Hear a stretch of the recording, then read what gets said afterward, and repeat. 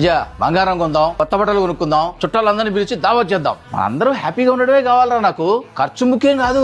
బంగారము, బట్టలు, దావత్తు చాలా ఖర్చు అవుతుంది కదా డాడీ. అయితే అయింది, నేను చూసుకుంటా అన్నా కదా. మన డబ్బులు అయిపోయినాయి అనుకో, బయట నుంచి తీసుకొస్తా. అబ్బో. అమ్మా. ఏమైంది డాడీ, బానే ఉన్నారా?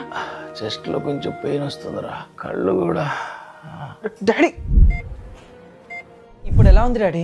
నాకేం కాలేదు, బానే ఉన్నా. మీరు ఆల్రెడీ ఆ డాక్టర్ ని కలిసారట కదా, ఆయన మీకు హార్ట్ ప్రాబ్లం ఉందని చెప్పారంట కదా, ఫుల్ బాడీ చెకప్ చేయించుకొని హాస్పిటల్లో అడ్మిట్ అవ్వమని కూడా అన్నారట కదా. మరి మీరు ఎందుకు ఇవేవి నాకు చెప్పలేదు? ఆ డాక్టర్ అలా చెప్తున్నాడు రా, కంగారు పడాల్సిన అవసరం లేదు.